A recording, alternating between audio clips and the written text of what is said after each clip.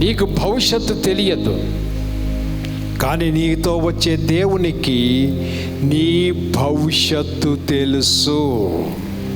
క్రైస్తవులుగా ధైర్యం ఏమిటో తెలుసా? నేను ఎందుకు భయపడినో తెలుసా? క్రైస్తవుడిగా, ఒక విశ్వాసిగా, ఒక పాస్టర్గా నాకు అన్నీ తెలుసని కాదు. నేనేమి జ్యోతిష్కుడిని కాదు, లేకపోతే సైంటిస్ట్ని కాదు. నేను భవిష్యత్తు రేపు ఎలాగుంటుందో నేను చెప్పలేను, నాకేం తెలియదు. కానీ నన్ను ప్రేమించే నా దేవునికి నా భవిష్యత్తు తెలుసు. నన్ను రక్షించిన నా యేసయ్యకి నా భవిష్యత్తు తెలుసు. ఈరోజు ఇక్కడ కూర్చున్న నీకు నీ భవిష్యత్తు, నీ ఫ్యూచర్ ఏమిటో నీకు తెలవకపోవచ్చు, నీ ఎండ్ ఎలాగుంటుందో నీకు తెలవకపోవచ్చు. కానీ నిన్ను సృష్టించి, నిన్ను నిర్మించి, నిన్ను విమోచించిన దేవునికి నీ ఫ్యూచర్ తెలుసు.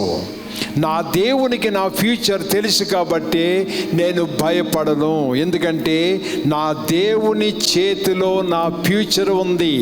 Everything in God's control. దేవుని యొక్క స్వాధీనంలో ఉంది. నీ ఫ్యామిలీ దేవుని యొక్క స్వాధీనంలో ఉంది. నీ బిడ్డలు దేవుని యొక్క కంట్రోల్లో ఉన్నారు. ఆయన అభయమిస్తున్నాడు, నీ బిడ్డలతో నేను వస్తాను, నీ బిడ్డల ముందు నేను నడుస్తాను, నీ కుటుంబం ముందు నేను నడుస్తాను. I will go with you. అభయం ఇచ్చే దేవుడు మన యేసయ్య. భయపడుకుడి.